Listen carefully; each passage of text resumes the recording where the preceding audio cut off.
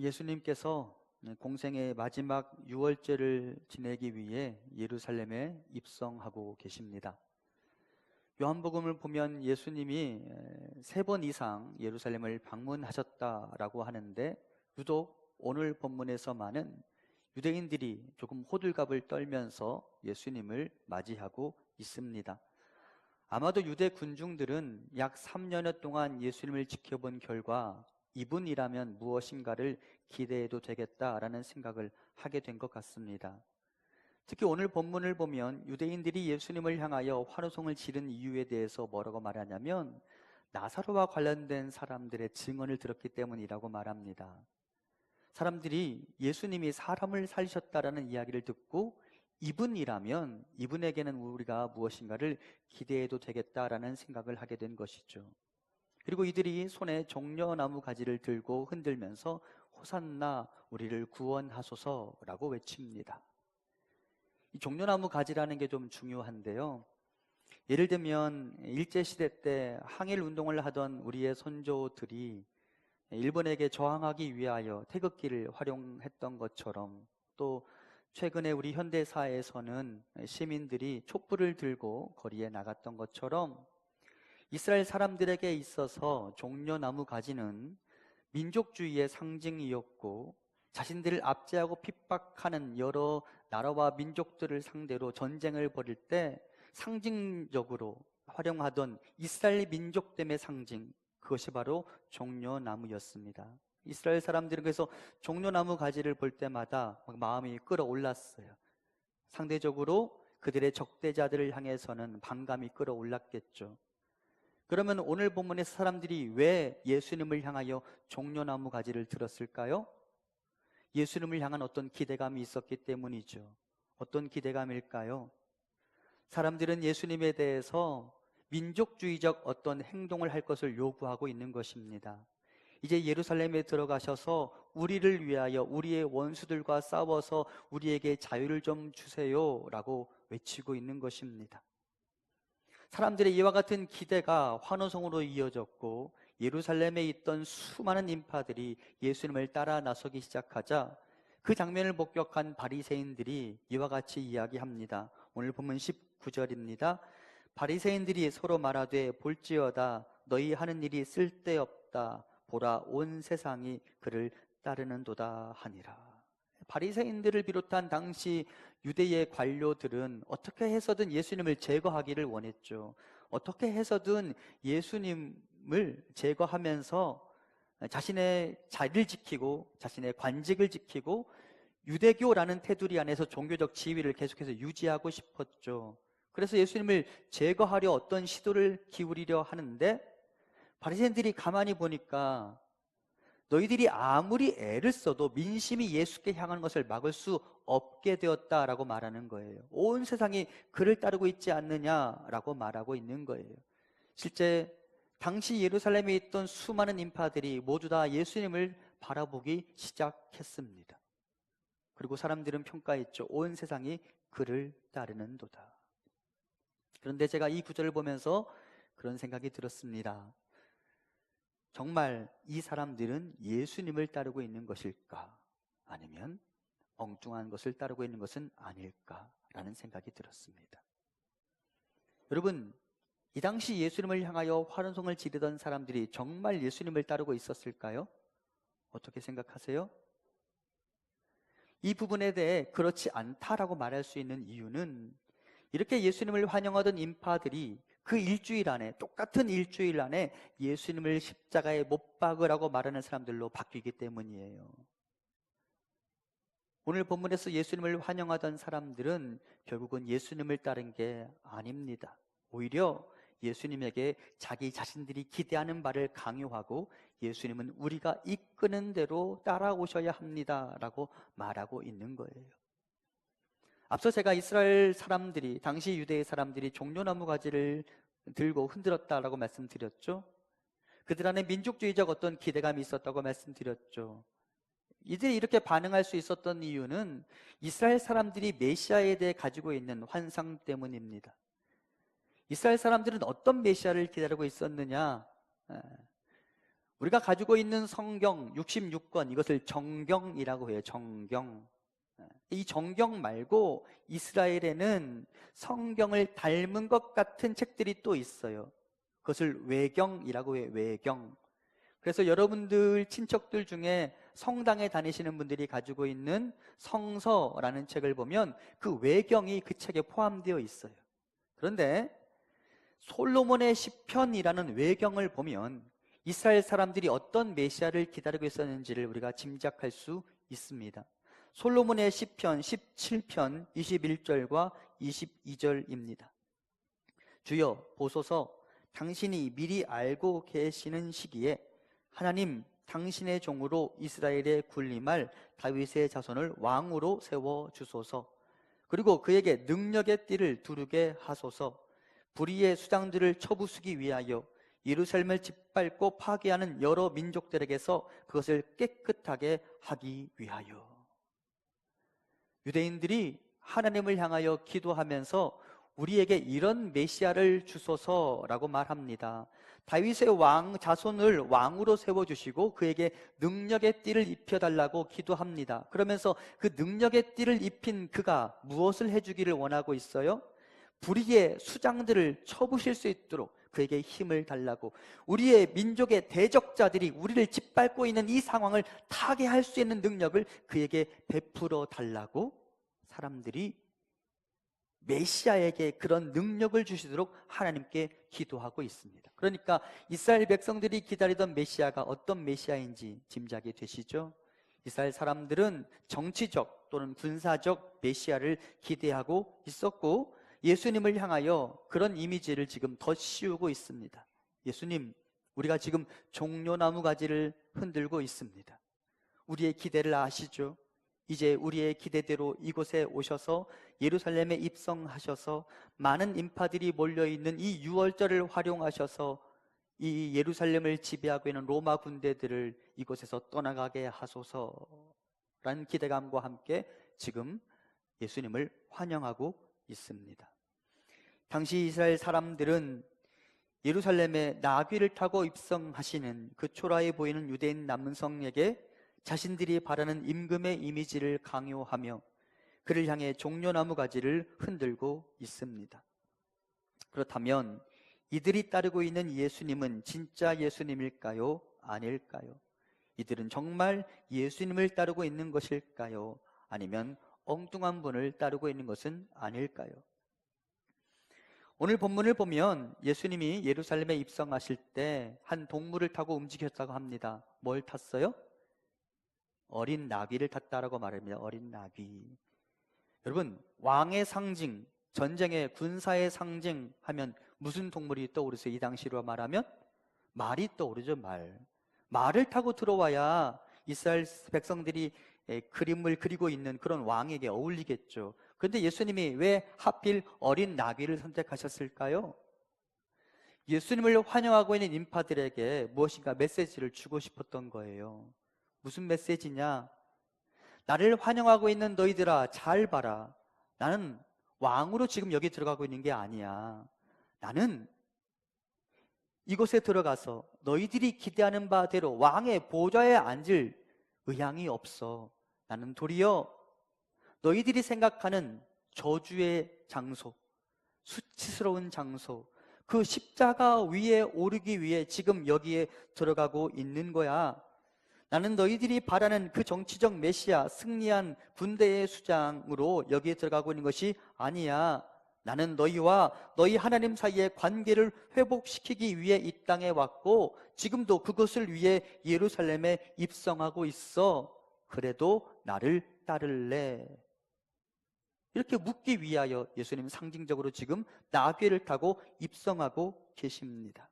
하지만 사람들은 예수님에게 엉뚱한 기대감을 퍼붓고 있었죠. 이런 면에서 오늘 본문의 사람들의 행동을 보면 그들은 사실 예수님이 아닌 자기 자신들의 욕망을 따르고 있을 뿐이라고 정리할 수 있습니다.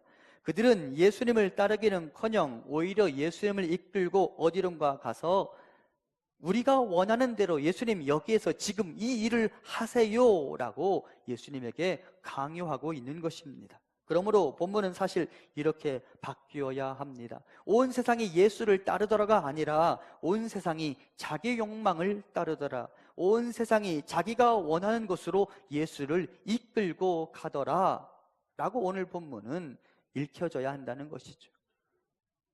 성경을 보면 사람들이 예수님에 대해 엉뚱한 기대를 했다가 실망하고 돌아간 흔적들을 종종 발견하게 됩니다. 예를 들어 누가복음 9장 57절 이하입니다. 길 가실 때에 어떤 사람이 여짜오되 어디로 가시든지 나는 따르리이다. 예수께서 이르시되 여우도 굴이 있고 공중의 새도 집이 있으되 인자는 머리 둘 것이 없도다 하시고, 한 사람이 예수님을 따르겠다고 길을 나섰습니다. 예수님, 나를 제자로 삼아 주세요. 그러자 예수님이 말씀하십니다. 여우도 굴이 있고 공중의 새도 집이 있는데 나는 머리 둘 곳 하나 없어. 나는 집 한 채 없는 사람이야. 그래도 나를 따를래? 라고 그 사람에게 대답하십니다. 예수님은 이 사람이 어떤 목적으로 예수님을 따라 나서겠다고 말하는지 다 알고 있었습니다. 이 사람은 예수님의 능력이 신기했고 예수님을 따라 나서면 어떤 좋은 관직 하나를 얻거나 예수님을 따라 나서면 무엇인가 대단한 기적을 경험하면서 자기 자신도 부자가 될 수 있을 것이라 생각했는지 모릅니다. 하지만 예수님은 나는 머리 둘 곳조차 없다라고 말씀하시며 나는 내가 원하는 그것을 줄 수 없어. 나는 지금도 가난하고 앞으로도 가난하게 살 작정이야. 나는 너희에게 식사 자리에 상석 대신 말석을 권할 것이고 나를 따르는 자들은 이 세상의 영광 대신 어쩌면 수모와 수치를 겪어야 할지 몰라. 그래도 나를 따를래? 라고 묻고 있는 것이죠. 그러면 여러분, 누가복음에 이 사람이 예수님의 말씀을 듣고 어떻게 반응했는지 나와 있을까요? 없을까요? 아무 말도 없어요. 그러면 따라 나섰다는 말이에요? 돌아갔다는 말이에요? 돌아갔다는 말이죠. 자기가 기대하던 예수님이 아니었기 때문입니다. 이 이야기는 우리가 선택하고 쫓아가는 예수님이 우리가 기대하는 그 예수님이 아닐 수 있다는 사실을 가르쳐 줍니다. 나는 예수님이라고 생각하고 그분의 뒤통수를 보고 따라갔는데 막상 앞에 달려가서 그분의 얼굴을 보니까 이분이 예수님이 아니네 라고 말할 수 있는 거죠. 남자분들 뒷모습이 예쁜 분들 따라가셨다가 실망한 적 있으시죠? 여자분들도 그럴 수 있다고 생각합니다. 정말 이분이 내가 그리던 분이라고 생각했는데 내 머릿속에 있는 그 이미지를 투영하면서 이분이라면 내 문제를 해결해 줄 수 있을 거라고 생각했는데 실상은 예수님이 아닌 다른 분을 쫓아가는 일들이 우리에게 있을 수 있다라는 말이에요. 그런 면에서 우리가 누군가를 뒤쫓아가는 입장에서 잠깐 여기에서 멈추어 서서 내가 따르고 있는 이분이 실제 예수님이 맞는지 확인해 보고 점검해 보아야 합니다. 잘못 따라가면 큰일 나기 때문이죠. 예전에 제가 여러분께 인도에서 있었던 마라톤 대회 이야기를 드린 적이 있어요. 인도의 한 마라톤 대회에서 대회에 참석한 사람들 중 딱 한 명을 제외하고 나머지 모든 사람들이 다 실격 처리당했대요. 왜 그러느냐? 1등으로 달리던 사람은 정해진 코스를 잘 달렸어요. 그래서 42.195km를 완주했어요. 그런데 문제는 두 번째로 달리던 사람이 정해진 코스인 줄 알고 달렸는데 중간에 잠깐 원래 코스에서 일탈해서 다른 곳에 들렀다가 왔어요. 그리고 42.195km 중에 약 200 몇십 미터 모자란 레이스를 펼쳤고 그 2등이 결국 실격당했어요. 그런데 더 큰 문제는 뭔지 아세요? 나머지 사람들이 원래 가야 하는 코스가 아니라 2등 뒤만 바라보고 달려갔어요. 그리고 나머지 사람들도 모두가 다 42.195km 중에 단 몇백 미터 모자란 레이스를 펼쳤고 나머지 모든 사람들이 다 실격 처리당했다고 합니다. 누구를 바라보고 달려가는지가 그래서 중요해요. 한참 달려왔다가 이분이 아니네 라고 말할 수 없는 거잖아요. 그런 면에서 우리는 내가 지금 누구를 따라가고 있는지 곰곰이 생각해 보아야 합니다. 사실은 저와 여러분도 예수님을 따르고 있다고 하면서도 정작 예수님이 아닌 다른 존재를 따라가고 있는지도 모릅니다. 아니, 예수님과 함께 길을 걷고 있다고 생각했는데 사실은 내 옆에 예수님이 없을 수도 있어요. 오히려 나만 남아있을 수도 있어요. 예수님의 어린 시절의 유명한 이야기 아시죠? 예수님 12살 때 예수님의 부모들이 예수님과 함께 예루살렘을 방문했어요. 큰 명절이었고 그 명절을 마치고 예수님의 부모 요셉과 마리아가 예수님을 데리고 자기 마을로 돌아가고 있는 중이었어요. 거기 있다고 생각했어요. 그리고 얼마를 갔을까요? 만 하룻길을 갔어요. 하룻길. 만 하룻길을 가고 옆을 보니까 아들이 없어요. 사람들에게 물었죠. 내 아들 봤냐고, 내 아들 봤냐고. 아무도 그 예수를 본 사람이 없었던 거죠. 알고 보니까 예수님 어디 있었어요? 예루살렘에 있었어요. 나는 분명히 예수님하고 동행하고 있다고 생각했는데 정작 나는 예수님하고 동행하지 않는 경우들이 있을 수 있단 말이에요. 나는 정말 예수님을 열심히 믿는 성도라고 생각했는데 나는 실제는 예수님과 상관없는 길을 걸어가고 있을 수도 있다라는 말이죠. 나는 분명히 예수님과 함께 길을 걷고 있다고 생각했는데 사실은 만몬과 함께 길을 걷고 있으며 사실은 예수님이 아닌 알라딘의 요술 램프의 지니와 함께 이 길을 걷고 있는 건 아닌지 모르겠습니다. 자, 그렇다면 내가 정말 예수님을 따르고 있는지 아니면 나의 욕망을 따르고 있는지 점검할 수 있는 어떤 점검지가 있을까요? 체크리스트가 있을까요? 여러분에게 체크리스트를 전달해 드립니다. 여러분의 기도 내용을 점검하셔야 합니다. 여러분의 기도 내용 중에서 나를 빼면 무엇이 남는지 생각해 보십시오. 여러분의 기도 내용 중에서 나를 빼면 기도에 몇 %가 남는지 점검해 보십시오. 이 질문은 달리 말하면 나는 과연 하나님을 따르고 있는 것일까? 나 자신을 따르고 있는 것일까와 관련이 있습니다. 나를 빼고서도 많은 것이 남아있다면 나는 실제 여호와 하나님 그리고 예수 그리스도를 따르는 사람이라고 보아도 무방할 것입니다. 하지만 남겨진 것이 적으면 적을수록 나는 예수님이 아닌 나 자신을 쫓아가고 있는 사람이라고 해석해도 무리가 없을 것입니다. 여러분 스스로 한번 답해 보시죠. 내 기도에는 나만 남아있는가? 아니면 내 기도에 교회가 있고 나라와 민족이 있고 내 옆에 있는 성도가 있는가? 내 기도와 남의 기도는 몇 대 몇의 비율인가? 그리고 이제 이 질문에 대한 대답을 가지고 다음의 구절을 함께 봉독해 보겠습니다. 그런즉 너희는 먼저 그의 나라와 그의 의를 구하라. 사랑하는 성도 여러분, 스스로 인생의 주인이 되려는 사람들 그리고 예수를 이용해서 출세하려는 사람들로 가득한 세대 속에서 하나님은 자기 자신이 아닌 실제 예수를 따르려는 그런 사람들을 찾으십니다. 하나님은 자신의 욕망과 자신의 탐욕을 예수님에게 강요하는 사람들이 아니라 예수님을 끌고 가면서 여기에서 나를 위해 일하라고 예수님에게 강요하는 사람들이 아니라 예수님의 뜻을 자신의 뜻으로 여기고 조용히 그분의 뒤를 따라갈 그런 사람을 찾으십니다. 성경에 하나님께서 제일 마음에 들었던 한 사람이 있다면 여러분 누굴까요? 이 사람 참 내 마음에 들어라고 하나님이 말씀하신 사람이 있어요. 누굴까요? 하나님 마음에 맞는 사람, 다윗이었습니다. 다윗. 사도행전 13장 22절에 보면 다윗을 왕으로 세우시고 증언하여 이르시되 내가 이새의 아들 다윗을 만나니 내 마음에 맞는 사람이라 내 뜻을 다 이루리라 하시더니 하나님이 다윗을 딱 보니까 내 마음하고 똑같은 사람인 거예요. 내 마음에 쏙 맞는 사람인 거예요.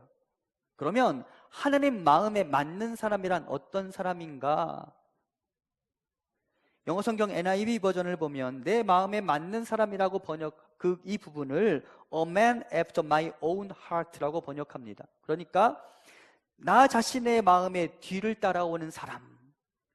하나님은 어떤 사람을 마음에 들어 하시느냐? 하나님보다 앞서가면서 하나님을 끌고 가는 자가 아니라 하나님 뒤에 서서 하나님의 마음의 뒤를 그대로 따라가는 사람, 그런 사람을 찾으십니다. 하나님이 품으라고 말하는 그 마음을 내 마음에 새겨놓고 하나님의 마음을 쏙 빼닮아서 그 마음 그대로 뒤따라가는 사람, 그런 사람을 찾으십니다. 하나님은 하나님보다 앞서가면서 자신의 뜻과 의지, 야망과 탐욕으로 하나님을 이리저리 끌고 다니는 사람이 아니라 조용히 하나님의 마음, 그 뒤를 따라가는 사람을 찾으십니다. 즉 하나님을 이용해서 자신의 탐욕을 채우려는 사람보다 하나님이 말씀하시면 즐거이 순종할 준비가 되어 있는 그런 사람을 찾으십니다. 하지만 오늘 본문에 등장하는 요한복음 12장의 이 무리들은 자신의 야망을 쫓아가기 시작했고 자신의 야망을 이루기 위해 예수님을 이용하고 싶었습니다. 결국 예수님은 그들의 요구에 응해 주실 의향이 없었고 이에 사람들은 예수님을 왕좌가 아닌 십자가에 못 박으라고 소리치는 군중들로 돌변하게 됩니다. 어떻습니까? 여러분은 하나님의 마음의 뒤를 따라갈 준비가 되어 있습니까? 아니면 앞으로도 하나님을 끌고 다닐 셈입니까? 만일 우리가 지금 여기에서 주의 뒤를 따르는 자가 아닌 주를 끌고 다니는 사람으로서의 미련을 버리지 못한다면 우리는 3주째 계속 말씀드리지만 마지막 날에 666의 유혹을 쉽게 거절하지 못할 것입니다. 그리고 우리도 주님을 십자가에 못 박으라고 나를 위해 내가 원하는 것을 해결해 줄 의향이 없는 분을 더 이상 따를 수 없다고 소리치는 십자가 아래의 사람들 중 한 사람이 될지도 모릅니다. 사랑하는 성도 여러분, 주를 따를 의향이 있습니까? 주를 따를 준비가 되어 있습니까? 나의 기도 내용을 점검해 보시기 바랍니다. 그리고 주의 마음을 앞장서 가는 자가 아닌 그 마음의 뒤를 따라가는 사람, A man after God's own heart, 하나님의 그 심장, 하나님의 마음의 뒤를 고스란히 따라갈 수 있는 우리 모두가 될 수 있기를 소망합니다. 내 기도에 나 말고 교회와 나라와 민족과 캄보디아와 터키와 태국을 채우시기 바랍니다. 먼저 그의 나라와 그의 의를 구하면 하나님이 다른 거 채워주겠다고 말씀하시니 내 소원, 내 형편, 지금 내가 처한 나의 상황을 다 아시는 주님 앞에 자꾸 내 것 채워서 내 마음에 넣지 말고 주님이 원하시는 대로 남을 세우기 위하여, 다른 사람을 살리기 위하여 기꺼이 내 기도 시간을 할애하고 기꺼이 그를 위하여 엎드려 무릎 꿇을 수 있는 우리 모두가 될 수 있기를 바랍니다. 그럼 하나님이 다른 부분 채워주실 거예요. 아멘. 내 기도에서 나를 빼시기 바랍니다. 내 기도에서 나를 빼시기 바랍니다. 이번 주 금요일 기도 설교 제목 한번 보세요. 주보 보세요. 이번 주 금요일 설교 제목이 뭔지 같이 시작. 내 기도에서 나를 좀 지우셔야 돼요. 내 기도에 내 이야기만 꽉 안 채워도 된다라는 말이에요. 제가 곰곰이 생각해 봤어요. 나는 내 기도에 나를 채우고 있나, 하나님의 나라를 채우고 있나. 솔직히 말하면 저는 제 기도에 교회를 채웁니다. 그런데 제가 생각해 봤어요. 여러분, 저에게 교회는 나일까요? 아닐까요? 제 기도에서 저는 정말 교회를 위한 기도가 거의 다예요. 그러면 여러분, 제 기도에서 우리 교회를 위한 기도는 나예요? 아니에요? 질문이 이해되셨죠? 제가 생각해보니까 나더라고요, 나. 여러분, 교회가 잘 되면 솔직히 말하면 제가 칭찬 받잖아요. 그죠? 자꾸 제가 저만 채우고 있더라고요. 제가 회개했어요. 그게 아니라고, 희준아, 그게 아니라고. 여러분의 기도에서 여러분을 지우시기 바랍니다. 하나님은 다 아세요. 대신 그 기도 시간에 나가 아닌, 내가 아닌 남을 채워 넣으시기 바랍니다. 하나님은 그 자의 기도를 인정하시고 하나님 그 사람의 믿음을 인정해 주실 것입니다.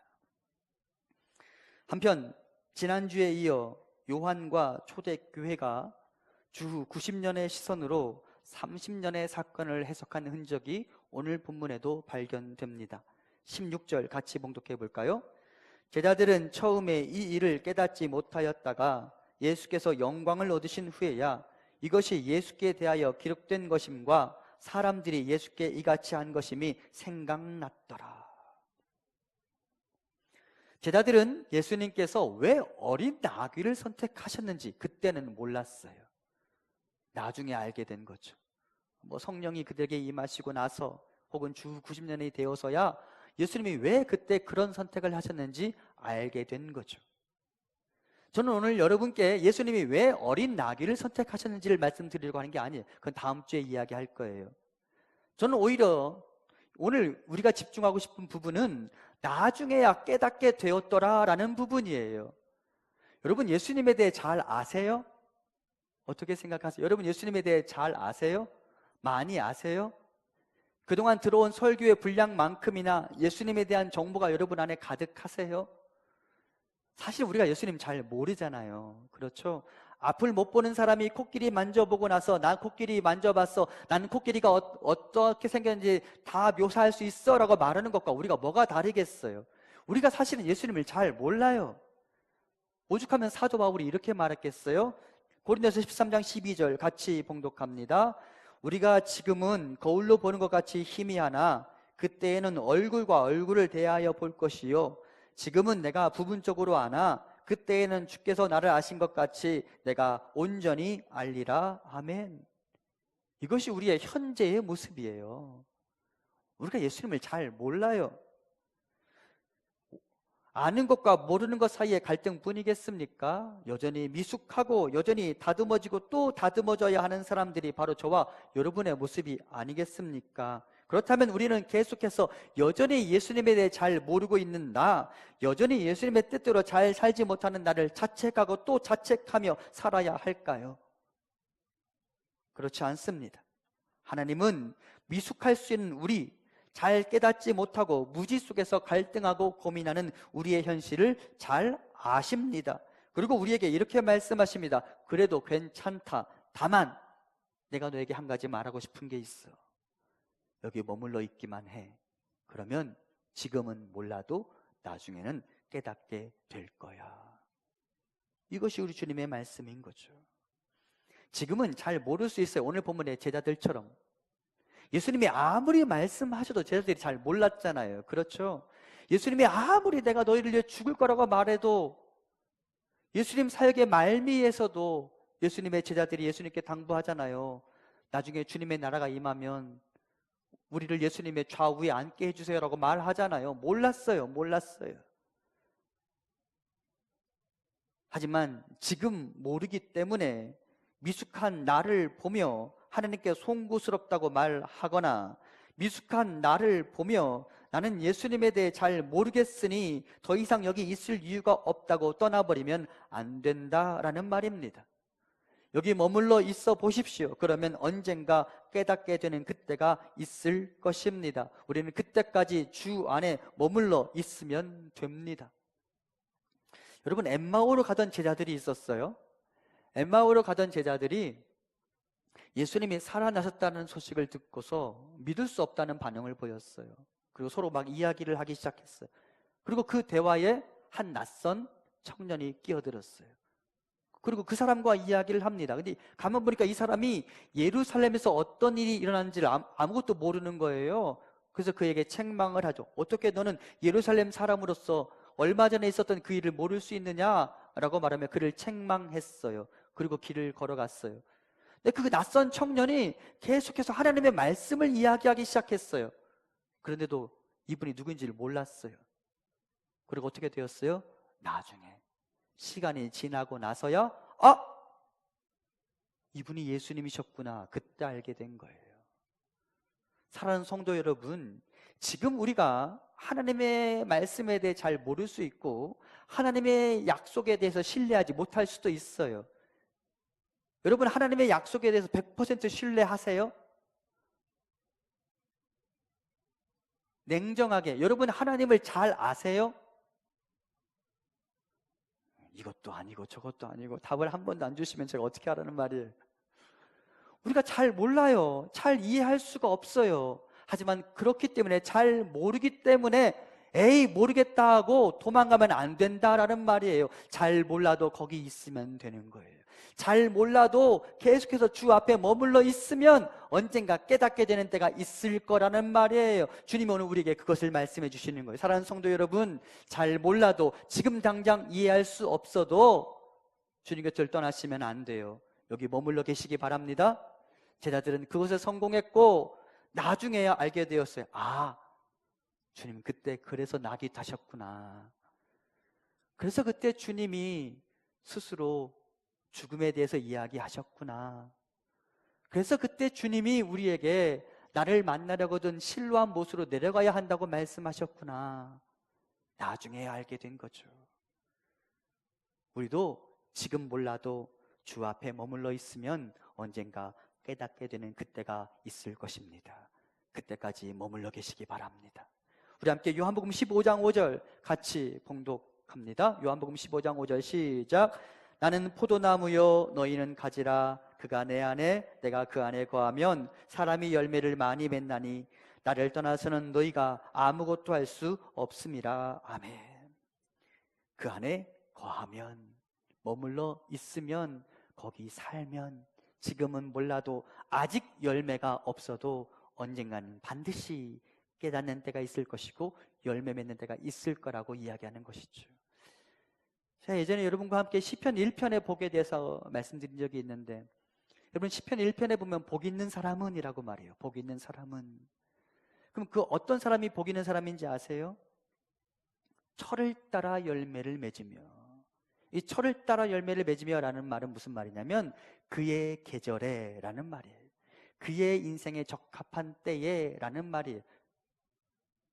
1년 내내 열매를 맺는다는 말이 아니라 그의 인생의 때에 열매를 맺게 될 거라는 말이에요. 사과는 언제 따먹을 수 있어요? 가을에 따잖아요. 그렇죠? 매실은 좀 더 이른 시기에 따고, 그렇죠? 귤은 좀 늦은 시기에 따는 거잖아요. 각 나무마다 그의 인생의 계절이 있는 거잖아요. 지금 당장 내 앞에 그 열매가 보이지 않는다고 좌절하거나 속상하지 마세요. 머물러 있으면 나는 나의 인생의 계절에 나에게 맞는 열매를 취하게 될 것입니다.